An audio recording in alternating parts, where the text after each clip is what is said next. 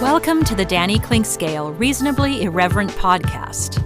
Insightful and witty commentary, probing interviews, and detours from the beaten path. Welcome to Arts and Lifestyle Wednesday. It's presented by Cinematic Visions, and our bi-weekly visit with Tim Finn, talking on Danny and Tim's music scene, comes your way now. The old phrase goes, something old, something new, something borrowed, something blue. That kind of fits what we've got today.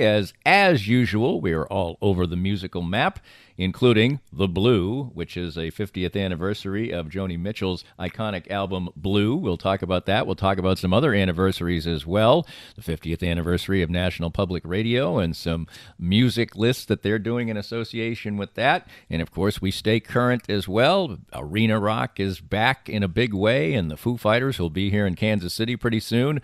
Reopened Madison Square Garden on Sunday night. Dave Chappelle even joined the show a little bit, sang a Radiohead song. So we'll talk about that, and we'll talk about how things are bouncing back summer-wise and even into packed arenas as far as music is concerned, and also some of the young musicians that are making music these days that are getting attention for it. Billie Eilish, she gets the Rolling Stone cover treatment, and she, of course, has turned into an unbelievable megastar and great quality to her music and great honesty and integrity. And she also has messages to sing and things to talk about. And now she's so famous that can get you in a little bit of trouble. And there's all kinds of cool things to talk about, including back to the Foo Fighters. Foo Fighters covering the Bee Gees. Yes, indeed. They're putting out a Bee Gees tribute album coming up. And so you know that things in the music industry can spread far and wide, and we can talk about documentaries, a great one by Kansas native Shelley Wright, the country singer that Tim will recommend for you and describe for you coming up. All kinds of great stuff here on Danny and Tim's Music Scene as part of our Arts and Lifestyle Wednesday presented by Cinematic Visions, and it comes your way next. More of Danny's Reasonably Irreverent podcast after this. Cinematic Visions has been an affordable solution for professional media production in Kansas City since 2003, offering award-winning video production and creation, as well as a wide array of digital and social media management services. From planning, scripting, filming, editing, and post-production, to delivering your product to a watching world, Cinematic Visions will provide professional and affordable services for you and your business with the necessary return on investment to make it all worthwhile. Cinematic Visions' goal is to unlock the power of storytelling through video and a strong online presence for your company. Beyond the numbers, they want to inspire and evoke your clients to feel and act. Let my friends at Cinematic Visions embed your brand where it belongs, in your customers' minds. You can find them online at cinematicvisions.com or with a quick phone call at 816-600-6300. Time to spend a few minutes with my good friend Jeff Dillon from Dillon's Heating and Cooling. And Jeff, what differentiates your company from others in the industry? Plain and simple, we're honest. We have integrity, and we're going to do things right the first time. There's way too many companies out there that lie, cheat, hide things from the homeowner or customer, and we're not about that. It's kind of funny sometimes. I actually am so honest with some people, it kind of surprises them. But sometimes it's good for business, sometimes it's bad for business. But ultimately, it's the kind of business that I want to run, is an honest one. And that family way of treating things is part of your slogan, and it's also part of one of your great features that you offer to customers. Our slogan is like family. Our most popular maintenance plan is called the Family Plan. It's very similar to a lot of ones out there. The little tweak that we do to ours, 1% off for every 2 years. They have a continued maintenance plan with us. If they have a maintenance plan for 10 years, then we give them 5% off, no questions asked. You can find out more about Dillon's Heating and Cooling and all their great range of services at dillonsheatingandcooling.com. That's Dillon's with an S. The phone number, 913-214-1343. Let's have a brief conversation with David Schmidt from Pro Millennial. David, what differentiates you from other financial organizations? I would say the passion we have for seeing our clients succeed is probably paramount to what we do here. There's no joy greater than watching a client accumulate wealth. I had a client that I've had for many years was able to buy his dream warehouse. Nothing too extravagant, but we had a savings plan in place and was able to see him fulfill his dreams. And what else motivates you in this industry? Well, lately it's been finding out inconsistencies in the marketplace, ferreting out some more than questionable ideas out there that what we're seeing with Bitcoin and a few of these other cryptocurrencies right now. I'm of the opinion where if it's untraceable, it really needs to be regulated in a big way right now. To get more information and advice from David, visit promillennial.com or call 816-221-7775. That's 816-221-7775. If you'd like to join these and other great sponsors and market your business to a growing and engaged audience, contact us at Danny@DannyKlinkscale.com. Look forward to hearing from you. Tim, it's the few days after Father's Day. Happy Father's Day to you. Happy Father's Day to me. Happy Father's Day to all the fathers out there and the daughters and the sons and the moms and the dads and everybody else who gets involved on what is a great day always. These things are all made up in some way, shape, or form, Mother's Day, Father's Day, but I think in the end it comes, people sometimes complain about things that are just made up and it's concocted by card companies or whatever. Who cares? I think it's always a good excuse for people to get together and maybe show a little appreciation for people they don't necessarily show enough appreciation for on a regular basis. Yeah, two of my favorite days in the world of social media and Facebook are Mother's Day and Father's Day, because I really enjoy reading people's appreciation of their parents and showing pictures of their parents when they were young, showing pictures of their parents raising them when they were young, and telling stories about their parents. And you can kind of see, connect the dots between their parents and themselves. And it's just a really heartwarming day. I'm listening to people, like a lot of us, myself included, whose fathers who died, decades ago, and I'm still remembering them and talking about how much they miss them, but how influential they are. So I think it's one of those justified, made-up holidays, because you're right. I think a lot of people, myself included, you can kind of forget just how much your parents sacrifice. Becoming a parent teaches you that very quickly, because raising two was hard enough when my parents raised 8. So I have a much deeper, profound appreciation for what they went through, and nothing wrong with expressing it at least once a year. No, there isn't, and everybody should also realize that, it's not forever. I spoke to my dad on Sunday on the phone, and in person he's pretty good still, and he's obviously got issues with Alzheimer's, but on the phone he was kind of disoriented. He didn't know I was going to call, and it wasn't really great, but it still made my heart warm, but also made me think, boy, I'm glad I did all those other Father's Days when we really could engage. So anyway, a happy Father's Day just a few days afterwards to everybody out there.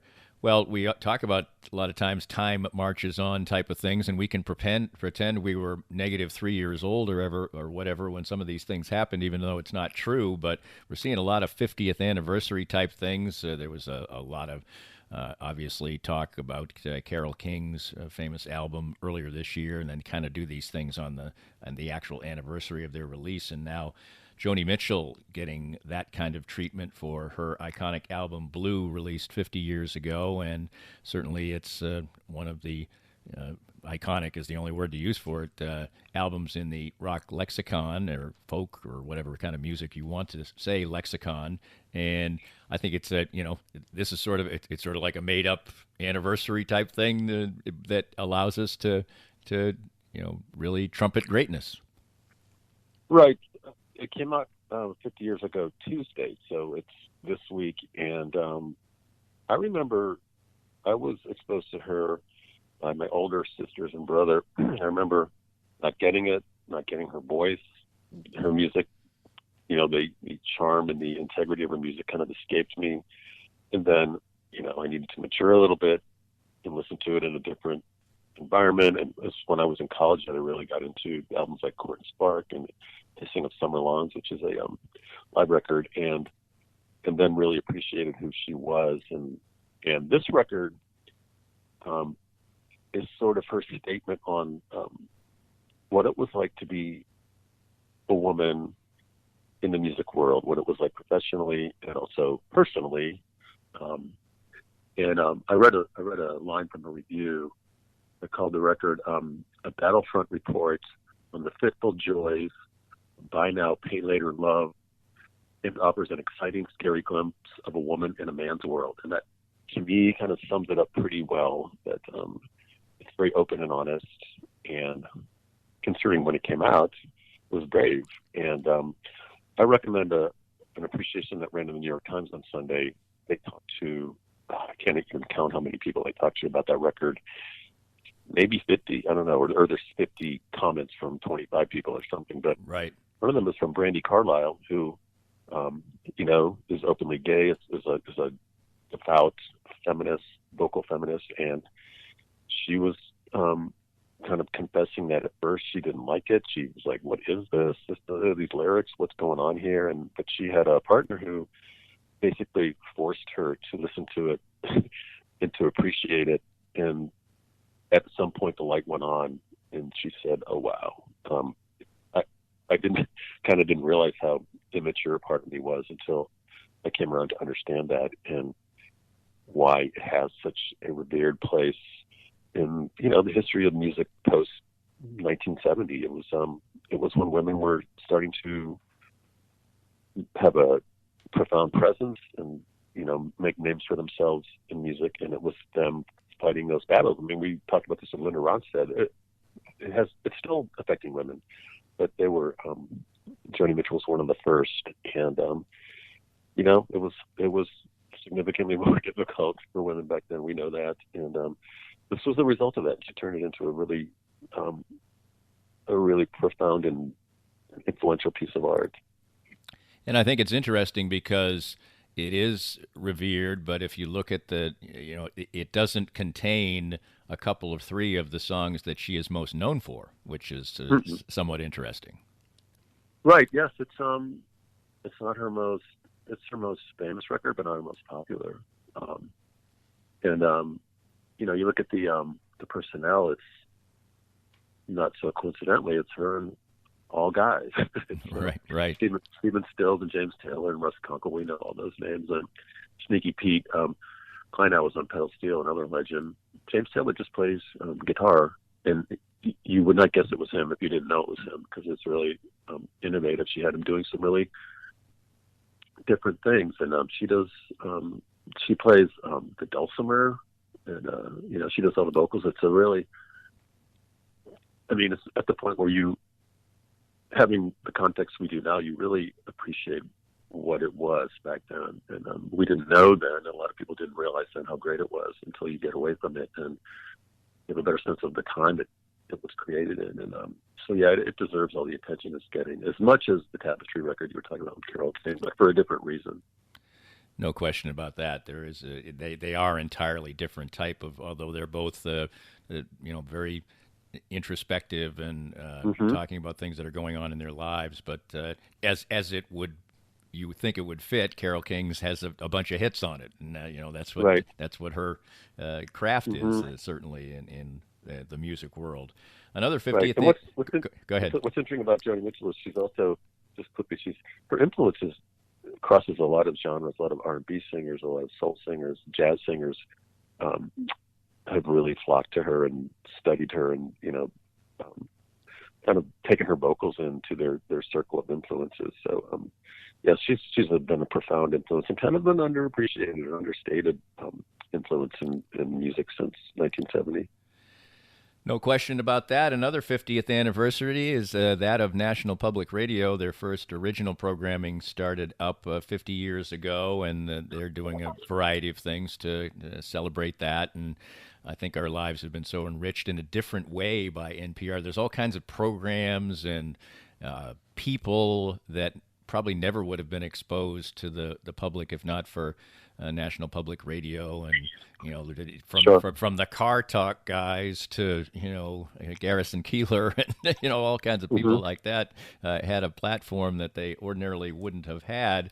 One thing they have done is on their website, and I highly recommend this, they have a list of the top 50 songs as voted by their listeners from 1971, which in many regards is considered one of a very iconic year as far as music is concerned. And of course, some of the songs from Joni Mitchell's Blue are on that. But it's really what you would kind of expect from NPR. The list has a lot of songs that you're, of course, super familiar with. Let's Stay Together by Al Green, and on and on and on. But then there's a bunch that you're like, huh? I guess I'll listen to that because I don't know what it is, and that kind of is reflective of what NPR has done for, well, a variety of things, but music in particular.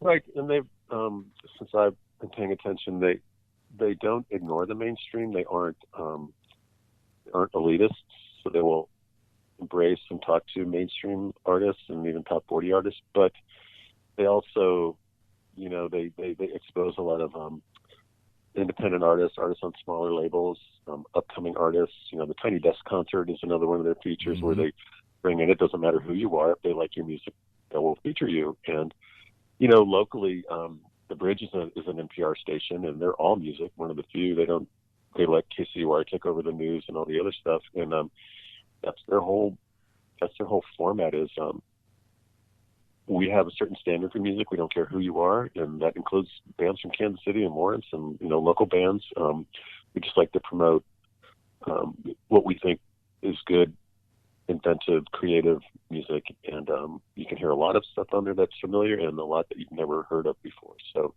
and that's sort of the NPR philosophy. And I haven't seen that list, but I'll make sure to pull it up today and listen to anything I haven't heard. I'm sure there's plenty. Yeah, there's links to all the songs. It's a pretty cool deal, to say the least. And it's not a 50th anniversary. This year has also coincided with Bob Dylan's 80th birthday, and a lot of things have been done about him. And I've mentioned before on this platform that I get this thing in my inbox, and I don't even know how it started coming in, and it's called the Quora Digest. And sometimes it's kind of stupid, but sometimes it's kind of fun as well. But they basically just ask questions, and people who are somewhat expert in the area, or at least have enthusiasm for it, answer the question, and people comment on it. And one of the questions was, what are the top Bob Dylan covers? And this ultra enthusiastic person wrote an article that was so long, and I was enjoying it for a while, and it was so long and had so many songs on it that I stopped. I couldn't read anymore, and I guess that's kind of reflective of the influence that Bob Dylan has, that so many of his songs, even the most obscure ones, have been covered. Right. My favorite has always been a cover of Absolutely Sweet Maria, Jason and the Scorchers, which just came out like 1985 or so, 84 maybe. And it was my introduction into the cowpunk, because they turn it into this real rootin' tootin', like country, loud, brass. You don't recognize it from the original, which is, those can be some of the best covers. So, but there are plenty of others. It wouldn't take long to come up with right 10 of my own. But I don't know about 150. So I would need at least a week or two to come up with that many. Yeah, that's pretty evangelical. But he did put in a good phrase at the end. I did cursor down to the end to see how he wrapped the thing up, and he said, well, in reality, the top Bob Dylan covers are by Bob Dylan himself, because if you see him in concert, and we know this, he never does arrangements that are the same as the original song. Oftentimes, you're a minute and a half in before you realize what song it is he's playing. Oh, yes, that's happened to me many times. I won't say they were my favorite by any means, but yes, he's famous or notorious for that. Yeah, I think that's a perfect phrase, famous but notorious for it as well. Let's talk about some modern things and some cool things that are going on in the world of music now as we get more and more active as far as actual concerts and actual music that is being performed and going on, and a couple of oddities as well coming your way next, right here on Arts and Lifestyle Wednesday. It's Danny and Tim's Music Scene. You heard him reference 90.9 The Bridge. You can hear Tim there. You can also read his work at In Kansas City Magazine, and you can hear him every other Wednesday right here. More of Danny's Reasonably Irreverent podcast after this. I'm here with Joe Spiker, owner of Easton Roofing, and boy, we had to negotiate a million things in 2020, but Easton Roofing navigated them all. As 2021 rolls out, what should we expect this coming storm season? Well, Danny, it'll be the same thing as it is every year. The storms come, and you've got the guys out knocking on doors offering quote-unquote free inspections. Be wary as a homeowner. If somebody's knocking on your door, they probably need the work, and if they need the work that bad, they may be willing to do something untoward to get it. So if somebody knocks on your door, says they want to give you a free inspection, just tell them have a great day and give us a call. We'll come out for free and give you a good, honest opinion as to whether or not you need to do anything at all with your roof. And what's the best way to get in touch with Easton Roofing? You can always find us online at eastonroofing.com or give us a call at 913-257-5426. Easton Roofing, integrity matters. We're here with Michael Barber, the CEO and founder of Microlight Corporation of America, the world leaders in laser therapy. And Michael, tell us a little bit about your product. Our device is using a particular wavelength and power to reduce pain and swelling. My background is surgical lasers, but I've been involved with this particular device now for about the last 20 years, actually.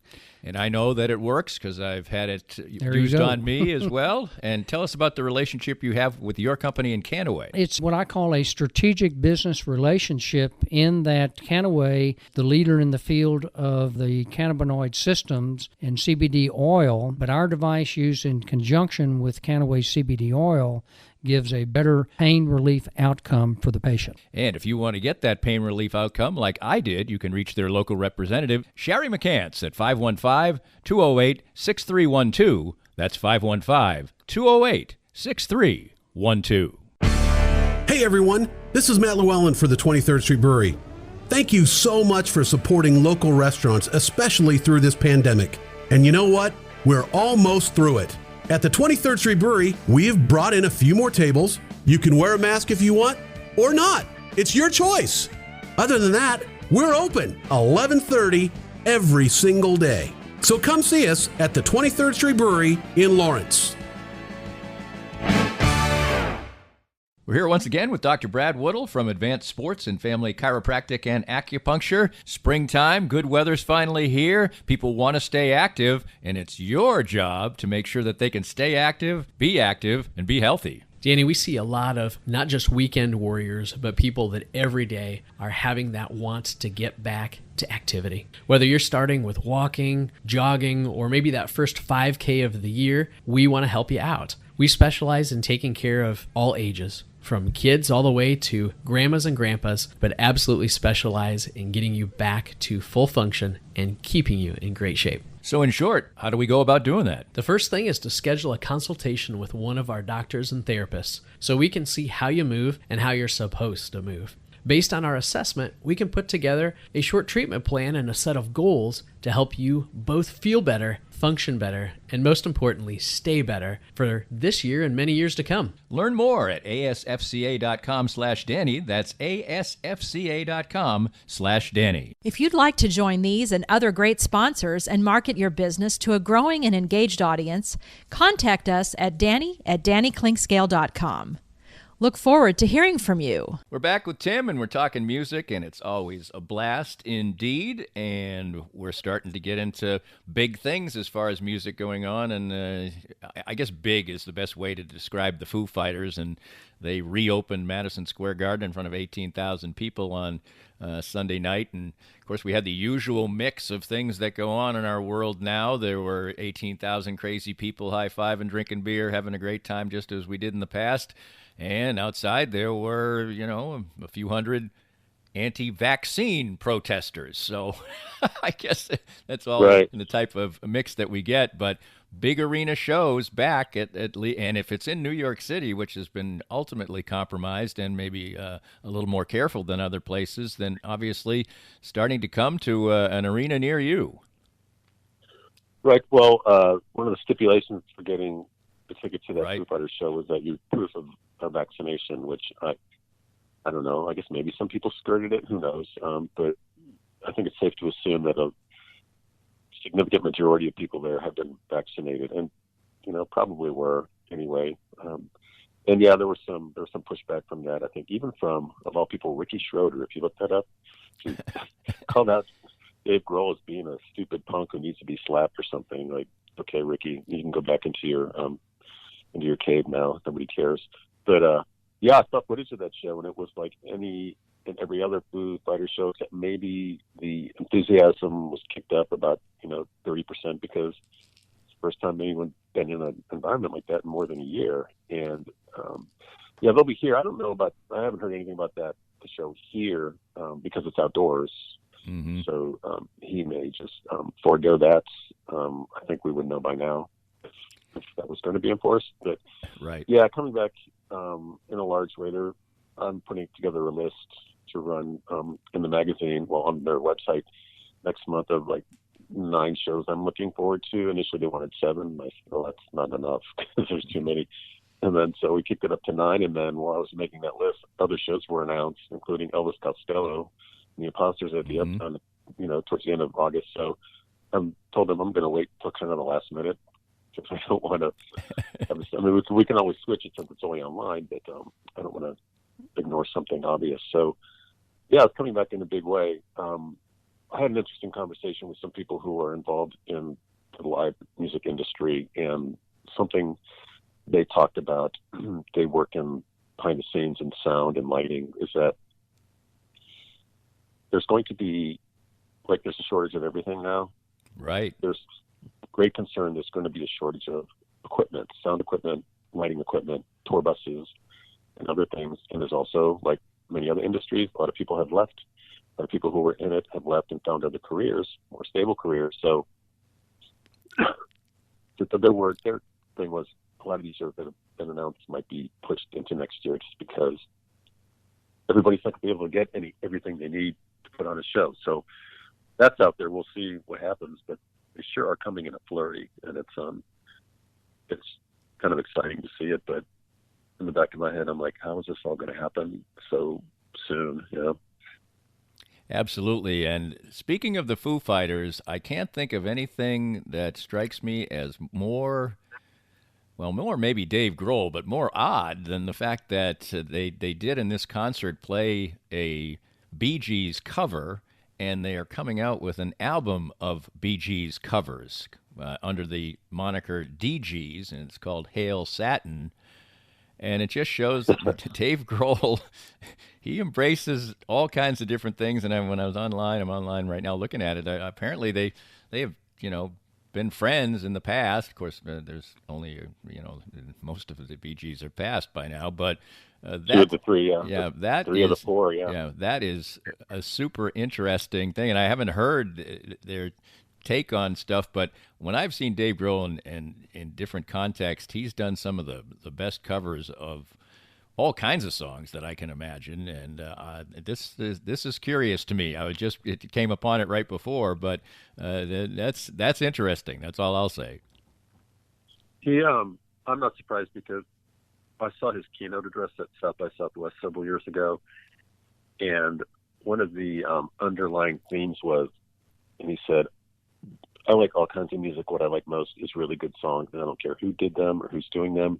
He mentioned a song that was in the top 40, really popular and everywhere. I can't remember now because I kind of loathed it. But he said, I like that song, and here's why. He sort of broke it down, and he's like, how can you not like that? It's super catchy, I can't, it's irresistible to me. And went through other bands he's liked that you probably wouldn't expect, and that's kind of who he is. And when where was it? Was it here or they were doing the whole Rick Roll song, that you get when you somebody will troll you, and that Rick. Rick Astley, yeah. Yes, and they were doing that song, but doing it seriously. Like, yeah, people make fun of this song, but you know what? Great pop song. And so I think his tastes are all about a song that is well crafted, that is catchy, that is made to be a hit. Because, like he was saying, big hits are really hard to write. Everybody can't do it.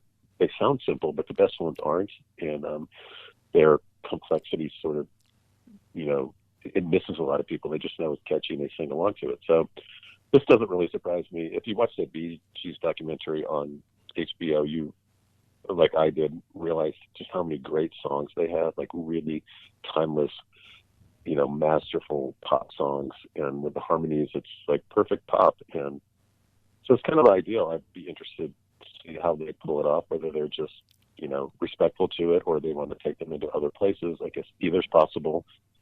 But it kind of makes sense to me. Absolutely the case. And you also have great enthusiasm for a documentary you've run across recently about somebody with Kansas roots. Right. So this is on Canopy, which we mention regularly. It's a streaming service available through the Kansas library system. And for Pride Month, they started streaming the documentary "Wish Me Away," which is the story of Shelley Wright. That's Shelley, Chely, who was born in not far from here in Kansas, and Wellsville, which is not far from where I am right now, and grew up on a farm with a brother and a sister. They were devout Baptists. The Bible was a big part of their lives. And so she discovered two things early, which she said like in third or fourth grade. She realized she was different, and she finally came to terms with it, that she was gay. And then at least once a week, the fact that homosexuality was a sin and an abomination was drilled into her. So she struggled with that her entire life through adulthood, when she became a country star with a #1 hit. And she was right there, up there with Trish Yearwood and Martina McBride. And she's a stunningly pretty woman, and so she was making these really sexy videos. And but there were rumors about her because she did have a relationship with Brad Paisley before he was huge, and but she was never really with the guy, so there were little whispers and rumblings. And anyway, she tells a story about how torturous it was for her, and she contemplated suicide more than once, and finally decided it was time to be true to herself and to the world. And so this documentary chronicles the process of her coming out with a book and an album and an announcement on the Today Show. And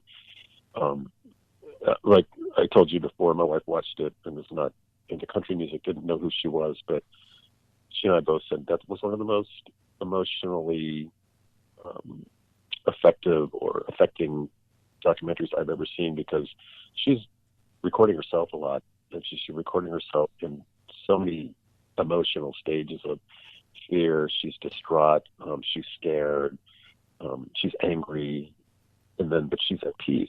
And a lot of the footage is not that flattering, but she doesn't care, So you walk through this process with her step by step, and then when she finally comes out, you feel as liberated as she does. And is she prepared for what's the consequences? She's like, I guess I don't know. We'll see. I think from some people it'll be worse than I imagined, but I'm probably not imagining the positive response I'll get, which is kind of where she landed. She hasn't really been heard from. She's married, and she and her partner have twins, I think. So she's definitely personally more fulfilled than ever. It's too bad. She's a really good songwriter and a great voice. And I'm just thinking she probably has some really good music in her, but she may have walked away from music for good. But this documentary is so compelling. You can almost watch it twice just because you're living it with her so hard. It's hard to take in all that she's portraying. That sounds really, really in-depth and cool. And let's conclude with somebody else who certainly produces a lot of music and has been at it for only a few years and now gets the Rolling Stone cover treatment. Billie Eilish continues to be somebody who checks off all kinds of different boxes, despite the fact that you would never think that these boxes necessarily would be checked by someone who has embraced being different. Right. And coincidentally, I guess, and this is kind of a sign of what happens when you get, super popular. I read she's getting some pushback, or someone found a video of her mouthing. She's with a rapper. I'm sorry, I forget his name right now, but there's a song he did, and she's mouthing the lyrics with him, and there's a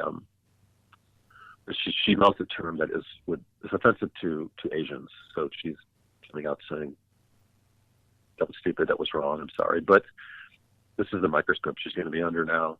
So, which is sort of the reason that people like her, want to stay away, because they know every move they make is going to be recorded and dissected.